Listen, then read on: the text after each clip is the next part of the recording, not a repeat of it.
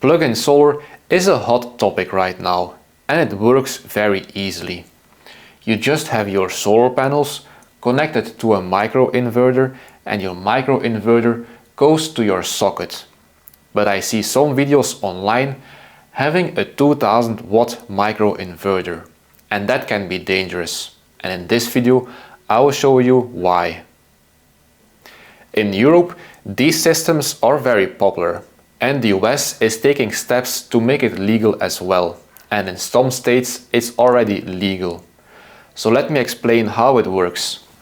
If you have a 1000 watt appliance at the end of the line, and you have a solar panel with microinverter that is delivering 800 watts, the total draw will be 1000 watts, and because the microinverter is delivering 800 watts, there will only be 200 watts being supplied from your main distribution panel.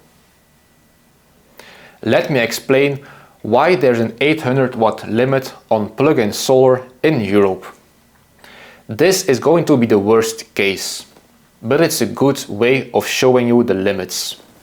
So we have an appliance of this power and is drawing 19.5 amps.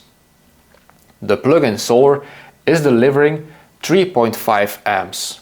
So that means we have 16 amps coming from the AC distribution box. And the breaker will not trip because we're just at the edge of 16 amps. Now you might think this current is too high. However, in Europe we use 2.5 millimeter square or 14 gauge wire. That can carry 20 amps. So it's still within the limit. And that's why 800 watts is still safe.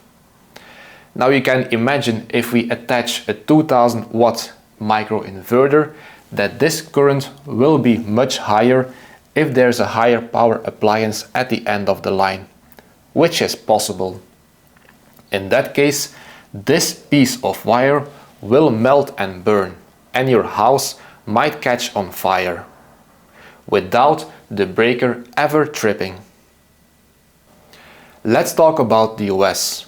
This month, in August 2026, many more states in the US joined the regulation. But these states have all a different regulation, so it becomes quite complicated. I will post a link in the description where you can see for each state what the regulations are. So in our previous example in the EU, we had 3.5 amps. That's because it was the 230 volt AC grid. In the US, they have 120 volts AC. If we use the same 800 watts of plug-in solar, the current will be 6.6 amps. That's too much.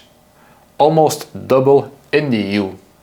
So if you want to keep it safe in the US, we have to limit the feed-in power to 420 watts. That will be 3.5 amps on 120 volts. So if you're using plug-in solar with a value of 420 watts per breaker, you don't need any approval. 420 watts is not a lot. So is there a way to increase the power? Yes, you can, with a dedicated breaker. So you have your plug-in solar panels going to a dedicated breaker to your main panel. In Germany, for a single phase installation, the maximum power you can send back is 4.6 kilowatts. That's quite a lot. And in the US, you have states with a maximum of 1200 watts feedback. But that depends on the state you live in, so check your local regulations. For example, in Colorado, the limit is 1920 watts. But just because plug-in solar is approved in your state, doesn't mean you can have this amount of power feeding back into the grid.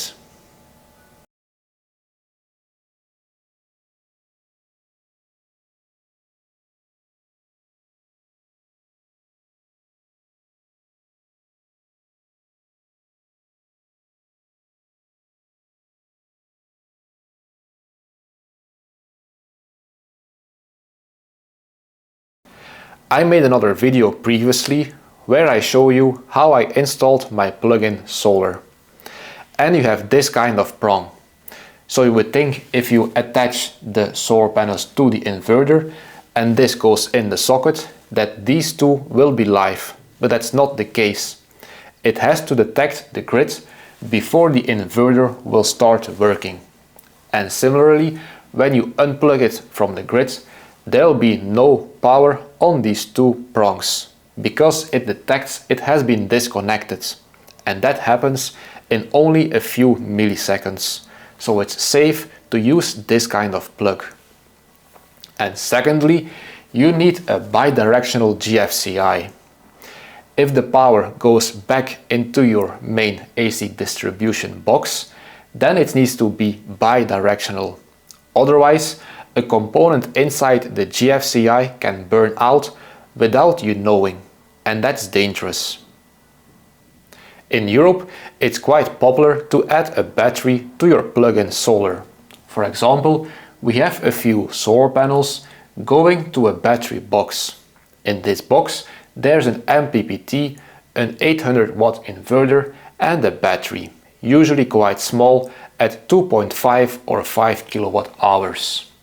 And from there, you have a plug that is going to your socket, and the battery is expandable. And then there's a smart meter that's going to the AC of your house, so it measures when there's a power demand and when it's not. If you don't have this battery, you're constantly delivering power to the grid if you don't use it. And this keeps the power for yourself.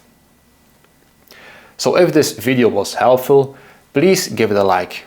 If you have questions, leave them in the comments. Thank you for watching, and I will see you in the next one.